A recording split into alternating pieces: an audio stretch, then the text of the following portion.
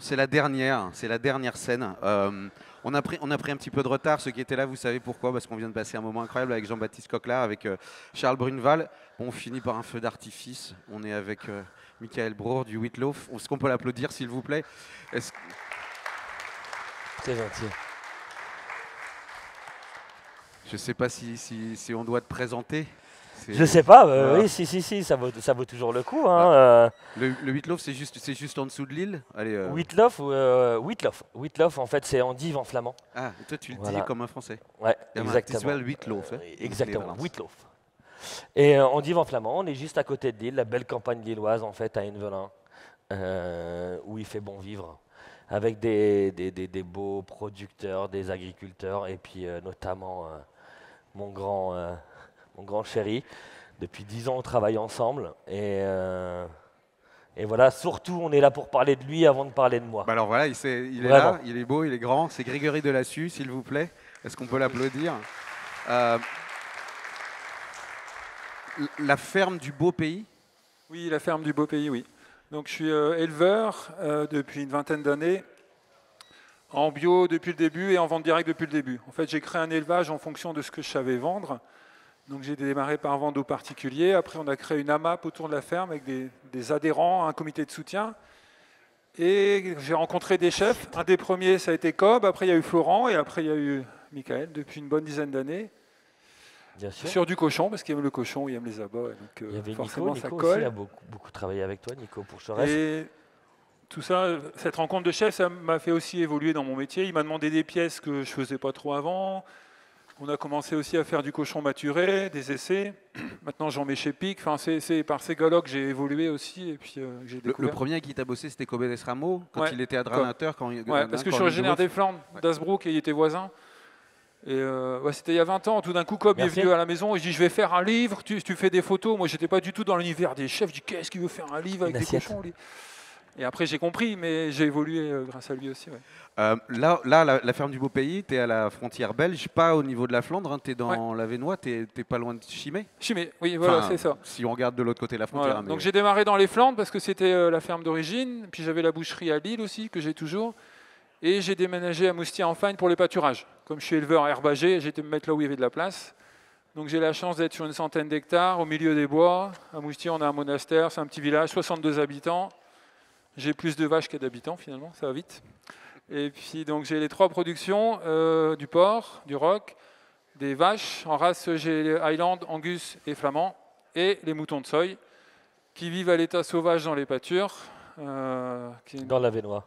C'est le titre hein, de cette scène. Ça s'écrit S-O-A-Y. Voilà, tout Ça à se fait. prononce Soy. Soy, C'est une île d'Écosse. au nord d'Écosse, tout Ouais. en haut, là, Voilà, c'est ça. où il fait. Et où ces moutons, ils sont originaires de là. Voilà, c'est ça. C'est une race sauvage, en fait, qui est originaire de ce style-là.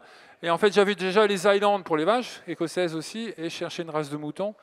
Et en fait, les soys sont intéressants dans mon écosystème d'élevage parce qu'ils passent en pâturage après les vaches. Et du coup, ça fait un autre pâturage, un autre type de pâturage, et ça me fait une herbe qui repousse bien avec du trèfle. Et en bio, dans les écosystèmes, on essaie d'être le plus équilibré possible. Et cette complémentarité vache, bovin et mouton, c'est très bien pour l'herbe. Qu'est-ce que tu es en train de préparer du coup, Justement, je suis en train de travailler la langue de cet agneau. Et ce qui est génial, en fait, ce qui nous a pas... Oh putain. Allez, voilà, bonjour. Merci, bonjour. Merci, monsieur. Je savais que je pouvais compter Florent sur... Laden. Je savais que je pouvais S'il vous compter plaît, sur vous. messieurs, dames. Merci beaucoup. Ça fait 1h30, on a de la bière tout le temps. Vous êtes vraiment des fous. J'adore ta boucle d'oreille. Elle est magnifique. Ça va? Tu vas bien? Ta boucle d'oreille, elle est Comme c'est des magnifique. copains. Et donc, Parce que maintenant, tout va bien. Moi, je parle plus, je bois. hein. ça va?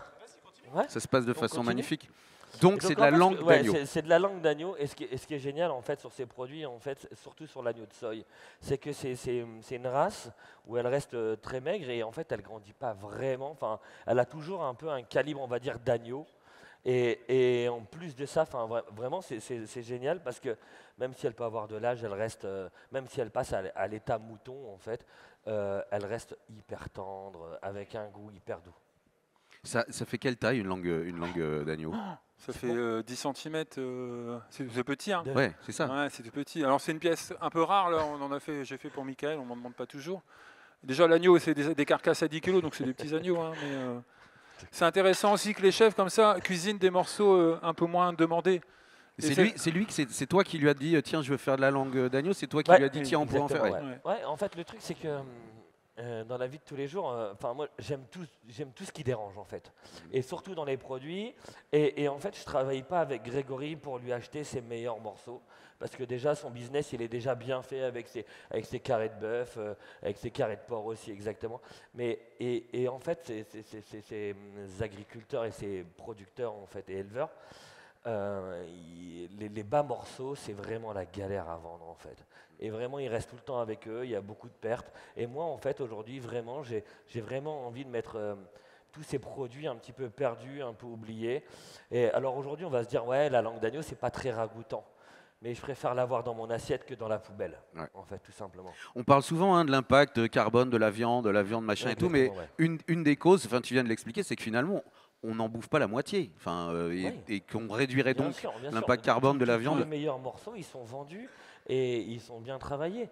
Alors que, en fait, il y a un moment, ça reste un business quand même. Et il y a d'autres produits à vendre. Il y a la langue, tu vois, tout ce qui est les abats, c'est très compliqué aussi en même temps. Et en plus de ça, quand on s'y intéresse, il y a vraiment un gros panel en fait. Vraiment, c'est canon. Il y a plein de choses à faire. Et dans cette communauté, en fait, donc moi j'ai besoin de valoriser tous les morceaux et je travaille qu'avec des chefs qui peuvent comprendre ça, quoi. Que il y a toute la bête à passer, il y a les morceaux les plus beaux, le carré, etc. Mais il y a aussi les autres morceaux. Et c'est vraiment sur ces morceaux-là, en plus, un peu moins nobles, qui peuvent apporter leur savoir-faire, qui peuvent apporter de la créativité, etc. Et Mika, Florent, les autres chefs, c'est des chefs que je peux appeler quand j'ai un peu trop de moutons. Il y a eu la sécheresse, par exemple, il y a 2 ans. Florent, il est bien quand il n'est pas bourré, c'est tout. Et j'avais trop de moutons et je les ai appelés. Ils ont dit, allez, on va te passer du mouton, t'inquiète. C'est cette communauté aussi d'entraide. Moi, j'ai mon savoir-faire d'éleveur, c'est un petit savoir-faire. Après, je passe le relais au chef et tous ensemble, on fait quelque chose. Et par rapport à l'impact carbone, qui est une vraie question, moi, je suis positif carbone sur la ferme, il y a 10 km de haies. Là, l'automne prochain, je remets 10 000 arbres et arbustes pour refaire du pâturage, pour prévoir le changement climatique et pouvoir faire manger de la haie fourragère aux animaux. Là, on va refaire une étable à vache, on va mettre des panneaux solaires, c'est l'équivalent de consommation de 120 familles. Donc, on a tout ça en tête. Alors, des fois, on déconne, on boit des bières, on n'a l'air pas très sérieux, mais il y a tout ça dans le fond, en fait. On est des bosseurs, il ne dit pas, mais c'est des vrais bosseurs, c'est des travailleurs. Et on a cette conscience et on sait qu'ensemble, moi l'éleveur, lui le chef, toi le journaliste qui passe le message, on a cette responsabilité aussi de... Il n'y a pas beaucoup de bonnes nouvelles quand même en ce moment. Et alors soit on se plaint et on attend des politiques, soit on fait des choses. Et nous, on est des faiseurs. Mais on n'est pas des tristes. Et il y a aussi cette joie et cette bonne humeur à apporter tout le temps, même dans nos cuisines, dans les élevages. Et après, moi j'ai la chance, je suis au contact de la nature, je suis dehors tout le temps. Eux, ils sont tout le temps dans les cuisines. Donc je partage des vidéos des petits veaux qui naissent, des vaches, des troupeaux, parce que ça les fait voyager un petit peu. Sinon, ils sont au fourneau. Une fois, c'est vraiment génial parce qu'en fait, là, on voit vraiment la base de notre cuisine. Parce que vraiment, nous, cuisiniers, si vraiment on ne travaille pas avec des bons produits, avec des belles personnes comme lui, aujourd'hui, franchement, on ne peut pas faire grand-chose. Voilà, il y a un moment où on est bon cuisinier si on travaille avec des bons produits. Et moi, dans ma cuisine, dans la vie de tous les jours, j'ai pas de fioriture. Vraiment, je fais une cuisine de paysan, une cuisine de produits. Mais par contre, la base, elle part vraiment d'un mec qui travaille vraiment consciencieusement et qui est vraiment à fond derrière ses animaux. Et quand je vois Greg, c'est génial. Regardez sur les réseaux, il élève ses bêtes, mais elles sont vraiment heureuses en fait. Et là, vraiment, il y a un vrai plaisir et il y a un vrai travail derrière tout ça. Et juste derrière, on travaille le produit, on a juste à le mettre dans l'assiette, on a juste à le transformer, ou peu importe la recette. Mais en tout cas, quand on parle d'un beau produit, c'est génial. Alors là, elle est transformée, la langue, tu l'as mise, elle est au quoi? Elle est au bouillon? Il y a quoi? Là, en fait, j'ai fait un petit bouillon, une sorte de petit bouillon de poule, voilà, et j'ai mis les petites langues d'agneau à cuire, parce qu'encore une fois, c'est des produits qui ne sont pas utilisés aujourd'hui, c'est des produits qui sont un peu boudés et mis à la poubelle. Malheureusement, moi ça m'aide, hein. Je le paye pas cher, tant mieux. Ça, combien de temps ça doit ça Bah, cuit assez normalement, 4 longtemps, hein. heures, ouais. Ouais. À peu près 4 heures, Ouais. ouais. 4 heures, bon là, ça doit être, on doit être pas trop mal. Tu vas les servir avec des radis. Et j'ai fait une petite salade de radis en fait dans le fond de mon assiette et je vais mettre la langue d'agneau, tout simplement en fait. Entière? Voilà. Non, non, non, je vais la couper très finement, un peu comme un carpaccio. Et encore une fois, pour vraiment sublimer le produit, je vais rien rajouter grand-chose. Je vais pas mettre grand-chose. Il y aura simplement une sorte de sauce gribiche un peu. Une gribiche, c'est une sorte de mayonnaise avec des capes, des cornichons, un peu d'herbe. Voilà, un truc un peu relevé. Qui met du peps Qui sur met du le. peps, voilà. Mais en gardant vraiment le produit, Parce que la star de l'assiette en fait. c'est écrit hein, dans ton dos, le gras. Le gras, c'est la vie, ouais. Enfin, c'est écrit dans mon dos et c'est écrit devant aussi. Hein, c'est recto verso en même temps. Les abats, ils ont souvent un côté gras. Enfin, en tout cas, ils sont forts en gras dans leur constitution et c'est parfois ce qui les rend un peu difficiles à digérer, un petit peu difficiles à manger. C'est pas le côté gras qui les rend difficiles. Je pense que c'est surtout le goût. Et après, bon, après, tout dépend d'où ça vient. Après, il y a les abats, on va dire, tout ce qui est les abats blancs, c'est beaucoup plus facile. Quand on va arriver sur un peu le foie ou les rognons, là, ça pue la pisse hein, quand même un peu.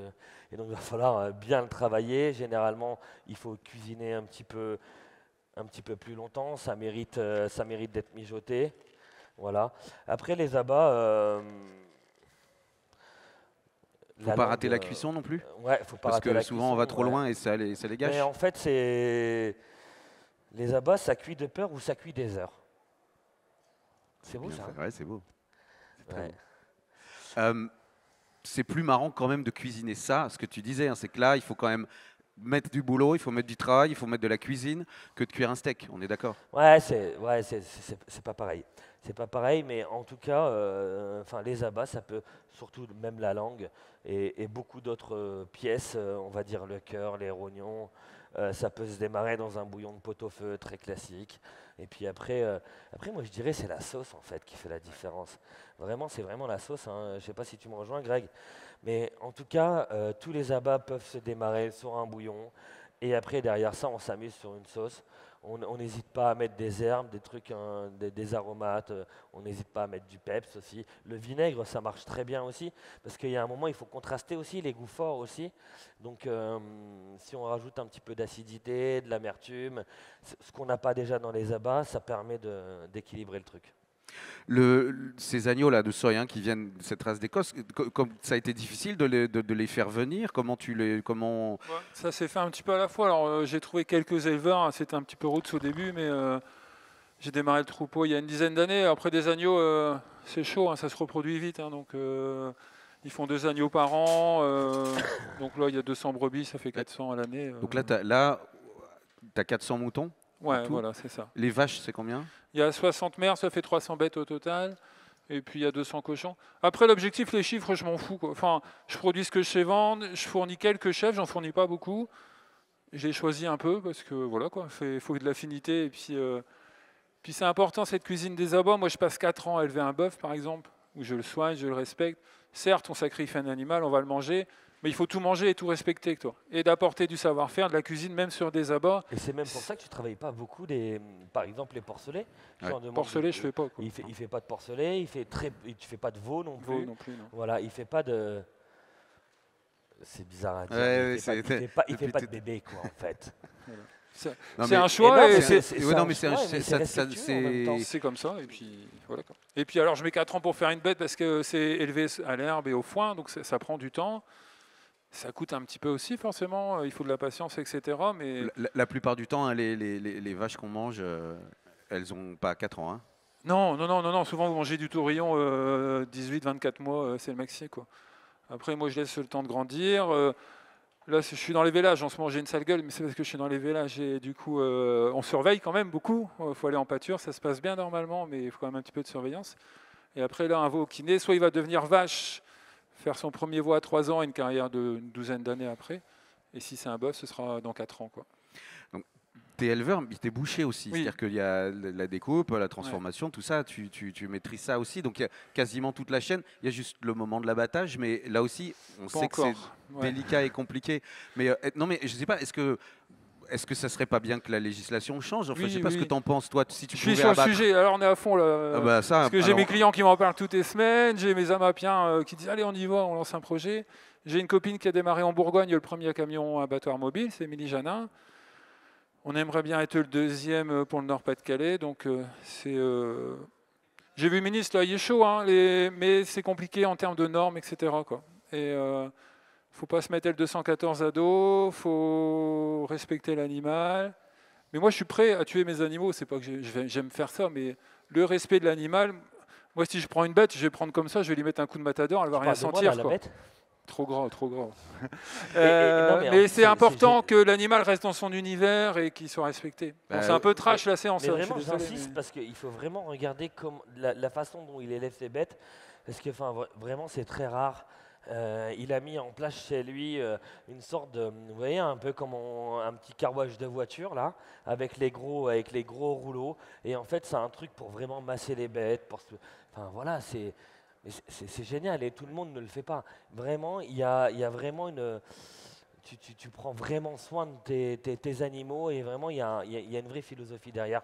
Et ouais, c'est Mais remarquable. c'est quasiment un engagement moral que tu as vis-à-vis de tes bêtes quand j'entends Oui, ça. oui, c'est un engagement moral. Et moi, j'ai fait ce métier pour être avec mes bêtes. Ça peut paraître bizarre d'être boucher. Moi, j'ai fait ce métier-là, c'est pour être dehors dans mes bêtes et dans mes pâtures. Quoi.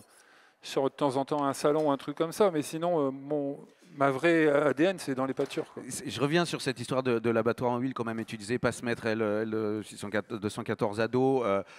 En même temps, on sait quand ça se passe mal, comment ça se passe mal. On sait aussi qu'on fait trimballer, moi je les vois passer chez moi en Belgique, les camions avec des bêtes dedans, où on se demande quel sens ça a de torturer des animaux à ce point-là. Ça paraît tellement évident que ça serait une amélioration que, bah oui, la vache elle est là, elle sort du pré, c'est fini, elle est jamais sortie de son cadre de vie. En fait, Non. ça paraît simple, c'est simple. C'est juste que c'est un sujet un petit peu sensible, qu'il y a des normes sanitaires. Moi, j'ai appelé les services vétérinaires, tout ça, ils me ont dit ok, tu peux y aller, mais sache que tu as le même cahier des charges que Bigard, qui ont 10 ingénieurs qualité pour suivre les dossiers. Et bon courage pour être. Mais je pense que ça va venir. Il y a une demande sociétale. On peut le faire bien, on peut le faire en confiance. Moi, je connais mes bêtes et je suis prêt à faire la formation pour les tuer moi-même. C'est moi qui vais le faire. Ça, il n'y a aucun problème. Ben, on souhaite que ça arrive. Tu viendras nous en Oui, ça reparler sera un beau témoignage. quand ça sera ça. Est-ce que ça va la langue? T'es content? Ouais, je suis content, je suis content. Elle est cuite. Bon, là, elle est on bien, l'a elle est- cuite un petit peu 4 heures. Je pensais que ça allait être limite, mais au final, ça va. Franchement, ça va. Donc, vraiment, sur l'aspect, voilà, c'est pas très ragoûtant, mais en même temps, je trouve ça hyper sexy en même temps. Enfin, sexy et cochon, c'est ça? Ouais. Et vraiment, c'est concentré en goût. Enfin, moi, je trouve que la langue d'agneau, ça fait un peu une bouchée de chèvre, un peu. Enfin, vraiment, quand on croque dans un petit crottin de chèvre, là, enfin, vraiment, c'est très prononcé, c'est génial. On n'a pas le côté filandreux un petit peu qu'on a sur la langue de bœuf en règle générale. Enfin, vraiment, ça a beaucoup de parfum et c'est extraordinaire. Et puis, c'est vraiment pas cher. Rien que pour ça, ça mériterait d'être cuisiné. Et en fait, le truc, c'est que moi, j'ai démarré en fait mon resto très jeune, pas avec beaucoup de budget forcément, parce que j'étais très jeune. Et vraiment, tous les abats, en fait, tous les bas produits, on va dire entre guillemets, m'ont aidé aujourd'hui à me faire plaisir et faire plaisir à mes clients. Et c'est pour ça que je le souligne à chaque fois, c'est que, enfin. Voilà, ça mérite d'être connu et en plus de ça, on peut faire des trucs extraordinaires avec des abats et avec un peu les produits oubliés ou même un peu boudés, on va dire. Ouais, tu disais, on n'est pas obligé de les noyer Bien dans sûr, 200 trucs. on n'est pas obligé d'avoir un filet de bœuf pour passer un super bon moment. Enfin voilà, il y a plein de choses qui méritent d'être découvertes, ouais, bien sûr. Ça, comment ça se passe? Parce que au niveau de la transformation, c'est-à-dire pour obtenir ça, c'est pas une découpe classique que tu fais d'habitude. D'habitude, j'imagine la tête de l'agneau, elle dégage. Ouais, Qu'est-ce qu'il après, fait? les abats, ils reviennent de l'abattoir. En fait, bon, maintenant, on est tracé, on est identifié. Niveau traçabilité, on est bon. Enfin, là-dessus, il n'y a aucun souci. Et encore moi, une fois, la Mais tête ça de veut dire l'agneau. qu'il a fallu, avec l'abattoir, que tu te mettes d'accord pour leur dire, les gars, Bien vous me gardez les récupérer langues. mes abats. Mais ils sont obligés, comme je suis en bio, de toute façon, je suis contrôlé par EcoCert, que mes carcasses, c'est mes carcasses, mes abats, Ok. c'est mes abats. Et, Tu récupères tout. voilà. Et par exemple, je ne fais pas de boudin noir parce qu'ils ne peuvent pas me garantir que je récupère mon sang à moi. Donc moi, je fais Ah, pas et de donc boudin tu peux noir. pas savoir si Non, t'es voilà. en bio ou Les non. abats, il y a une traçabilité. Les bêtes, il y a une traçabilité, mais pas le sang. Il y a quelques années, dans le foodbook d'Omnivore, on avait fait un reportage. Luc Dumanchet était parti avec Julien Burla pour faire un tu cochon. Ouais, d'accord.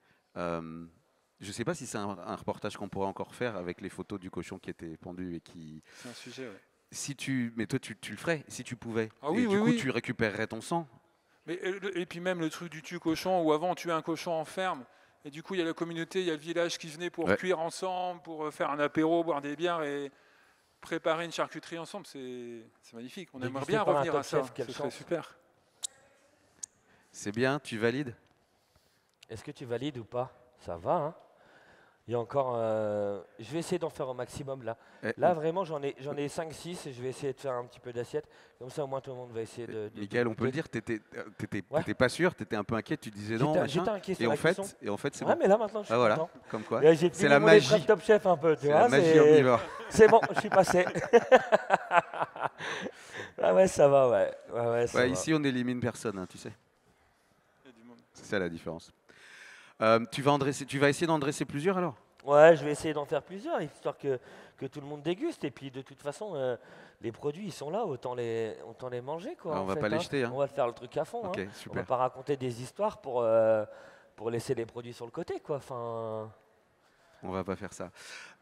Tu disais, c'est pas une question de nombre, hein, je veux dire, le cheptel, l'augmenter, pas l'augmenter, machin, tu vas pas devenir un géant. Non, je veux pas. c'est laser. Hein. Souvent, on voit ça, il y a pas mal d'éleveurs ou de bouchers qui deviennent célèbres et puis qui deviennent presque une marque, on va dire. C'est pas ce que tu veux faire du tout. Non, de Hein. toute façon, moi j'ai un écosystème, j'ai autant de prairies, avec ces prairies, je sais nourrir autant d'animaux et je stoppe là, quoi. Après, on peut. Tu vas travailler Il y a- sur le sujet de l'abattage, ça c'est un vrai sujet, Il y a 8 ans, il y a des d'ajouter ce maillon à ma production. Puis il y a encore toute cette notion de partage avec les chefs, avec mes clients. C'est important qu'ils s'approprient ma ferme. Ma ferme, c'est leur ferme. Il ne va pas élever un cochon dans son jardin. Il serait prêt, mais il ne peut pas. Et moi, je peux le faire pour lui. Il me délègue ça, ou il y a des consommateurs qui ne vont pas élever chez eux. Moi, je vais le faire. Et tous les mois, je fais un petit journal de la ferme où j'entretiens le lien. Enfin, c'est tout con, hein, mais je dis, il s'est passé ça, il y a eu des vélages, on est Ça dans fait la chier saison tout le des monde. foins, etc. Et quand même, les gens et les chefs, ils sont en attente de ce lien avec le vivant et la nature, quoi. Et moi, j'ai ce rôle de passer ce message-là aussi, de le partager.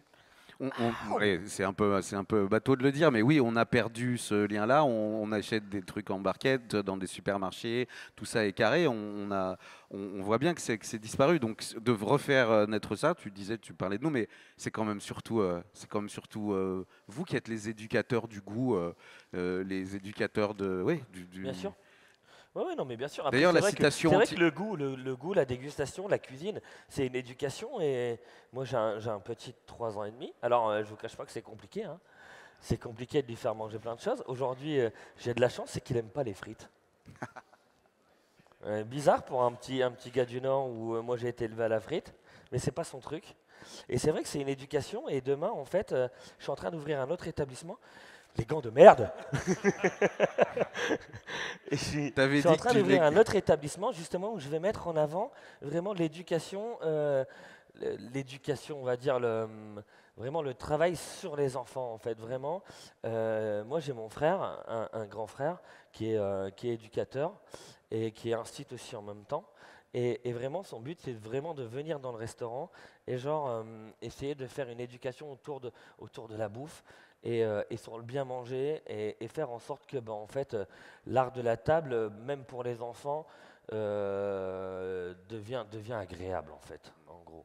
Parce que Après, c'est vrai que vous viendrez à c'est la pas- ferme. Exactement, ouais. Et ça passe par des choses comme ça, justement, de dire tiens, on va voir comment c'est fait, on va voir les animaux, après Exactement, on comprend ouais. ce qu'on a. Ouais. C'est ça qui donne envie de. Et vraiment sur les enfants, ça a vraiment un impact hein, parce que quand on va voir vraiment, moi j'ai la mamie qui me dit tout le temps mais dis pas que c'est du poulet ou parce qu'il voit les poules dans le fond du jardin et il ne faut pas le dire. Mais vraiment les enfants quand on voit les animaux, on lui explique correctement et quand c'est bien fait et quand la bête est respectée, le cheminement il se fait très bien en fait. Et je pense qu'il déguste d'une façon différente. Et c'est pareil pour les légumes. Quand on lui montre l'haricot vert qui est en train de pousser et on va le mettre dans l'assiette après, il le déguste de façon différente et beaucoup plus intéressante aussi pour lui en fait. T'es venu en voiture avec, il était là tout là avec Jean-Baptiste Coquelard. Avec Il JB, il disait m'a tenu ça. conversation. Ouais. Il disait ça, c'est une respiration, de revenir, de retrouver, de respirer ce qui va après nous nourrir. Oui, c'est ça. Puis c'est l'aboutissement de mon métier de nourrir des gens, quoi. Donc il y a des relais comme les chefs, mais je suis dans la finalité de mon métier, c'est de nourrir des gens et de le faire bien. Et après, il y a un côté qui est difficile à expliquer. Je suis aussi riche des rencontres qu'on fait à la ferme. Par exemple, les moutons, on les attrape une fois par an, parce qu'ils sont à l'état sauvage dans les pâtures. Donc ce que je fais, c'est que je fais un barbecue avec mes clients, je les invite, ils attrapent les moutons, on boit des bières, on fait un barbecue, et c'est ces moments-là, ils sont très riches. Ça n'a pas de valeur économique, mais moi, c'est génial. On fait un tour en voiture dans les pâtures au soir, et ça, c'est vraiment des moments très riches, et des moments comme je peux avoir avec JB quand je suis venu ici, qu'on partage. Et c'est vraiment cette association de savoir-faire, lui le chef, moi l'éleveur, JB le botaniste. On a tous des petits savoir-faire, et quand on met ça en communauté, on change les choses. J'allais te demander ça parce que l'échange avec les autres, avec d'autres éleveurs aussi, avec d'autres producteurs, avec d'autres artisans, c'est important. On disait là, c'est vrai, hein, ils font pas que boire des bières, c'est vrai, mais parce que la plupart du temps, ils sont dans leur cuisine. Vous voyez pas. Ici, c'est une occasion d'échanger, et c'est ça qu'on trouve bien. C'est pareil pour les producteurs, les artisans. C'est important d'être dans un réseau, une communauté. Oui, même sans les affaires d'argent, tout ça, Oui. on fait avec qui on le fait, pourquoi on le fait, on sait que c'est une juste cause. Et c'est jamais triste, quoi. On défend des grandes causes, mais joyeusement et de manière festive et conviviale, et on se prend pas trop au Après, sérieux. c'est vraiment très important aussi, entre cuisinier et même éleveur ou agriculteur, c'est vraiment très important de communiquer ensemble, parce que ça nous pousse aussi à créer de façon complètement différente, hein. Parce que lui, il y a une philosophie sur son travail. Voilà, en communiquant tous les deux, il y a plein de choses qui se passent dans la tête d'un cuisinier et on peut développer plein de choses, quoi. Vraiment, c'est très important. Moi, j'ai beaucoup appris avec Greg, quoi. Même si je me balade avec ma langue.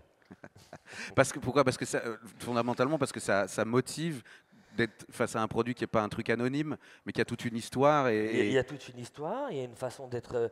Voilà, l'alimentation aussi joue beaucoup. Pourquoi tu donnes ça à tes bêtes? Est-ce que moi, pourquoi pas dans ma cuisine, je vais essayer de retravailler un petit peu, par exemple. Il y a des cochons qui peuvent être faits avec des glandes, par exemple.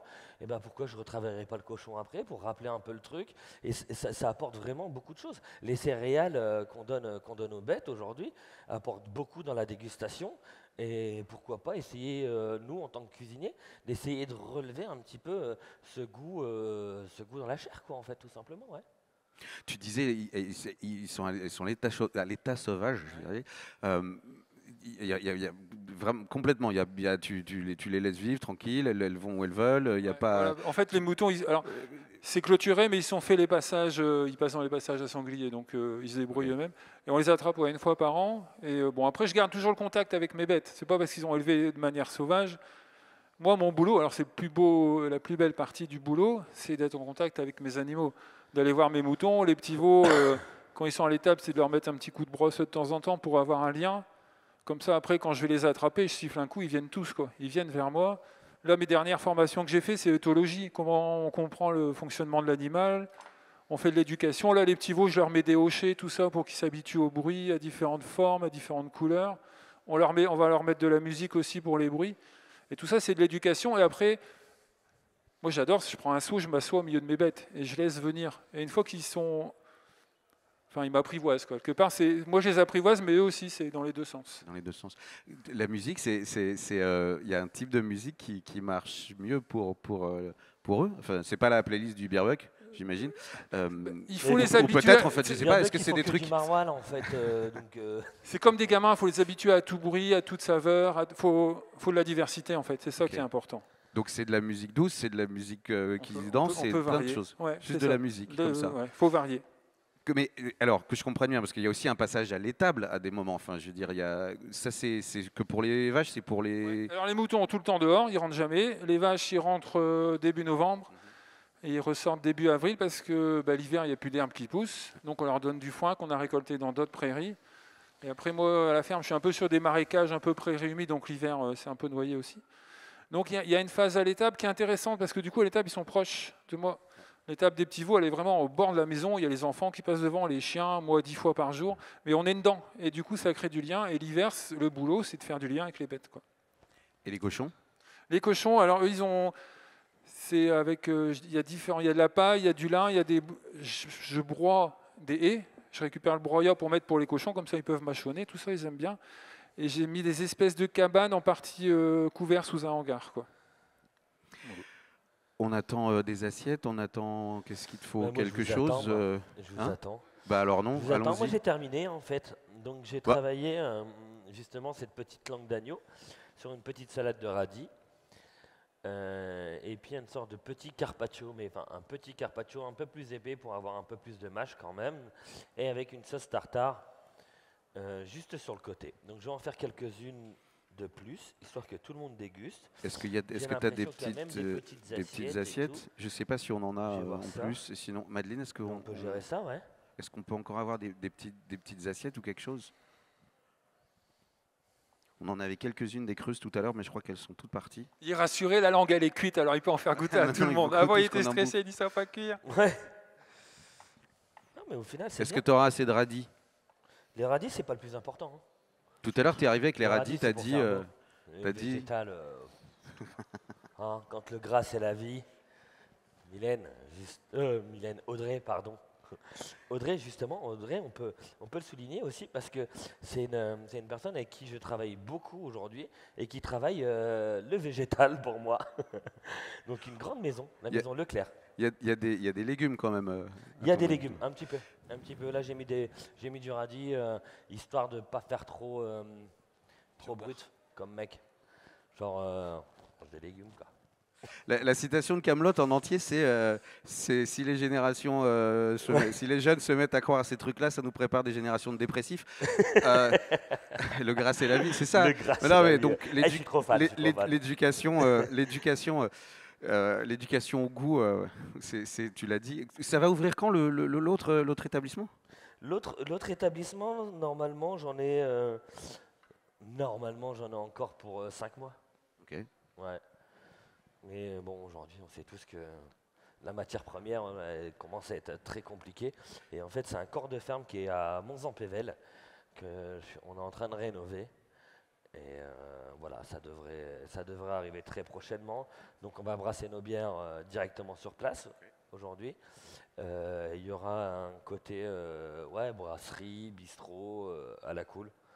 Ce que je sais faire en fait, tout simplement. Bon, on a hâte, tu viendras nous en reparler. Hein. Ouais, avec plaisir. Je te propose un truc. Ouais. Parce que je sais pas si les assiettes vont Dis-moi. arriver, machin. Tu veux pas puisqu'il y a 3 grandes ici, on les met comme ça, Ouais, on va faire ça. on met un peu de musique, vous venez tous ici, on n'a pas découvert ou un truc, et puis on se tape la cloche comme ça? Non? Qu'est-ce que t'en penses? C'est bon, Ouais. je sais faire. Bon, on va faire comme ça, et comme ça on On va faire ça, d'accord. hein, et puis on boira Avec des bières, plaisir. et puis je voudrais juste vous demander alors qu'on les applaudisse très fort. Michael Brault, Merci. Grégory Delassus, Et ben voilà. merci infiniment. Je vais faire génial. juste un tout petit générique de fin si vous me le permettez. Je voudrais remercier très très fort Nicolas, Enzo qui était à la technique là-bas, les régisseurs, et si vous voulez bien les applaudir, merci beaucoup. Je voudrais remercier tous les commis de l'école du Touquet qui nous ont aidés. Il y en a, voilà, et puis tous vos collègues qui étaient là. Merci infiniment. Vous nous avez, vous avez fait vivre cette scène. Donc, est-ce qu'on peut les applaudir aussi, s'il vous plaît? Et puis, je ne vais pas oublier Madeleine parce que c'est toi qui as dirigé cette scène. Donc, est-ce qu'on peut applaudir Madeleine, s'il vous plaît, grâce à laquelle tout s'est bien passé ici? C'était un honneur et un privilège d'être ici. C'était du bonheur. L'ambiance de ce festival a été incroyable.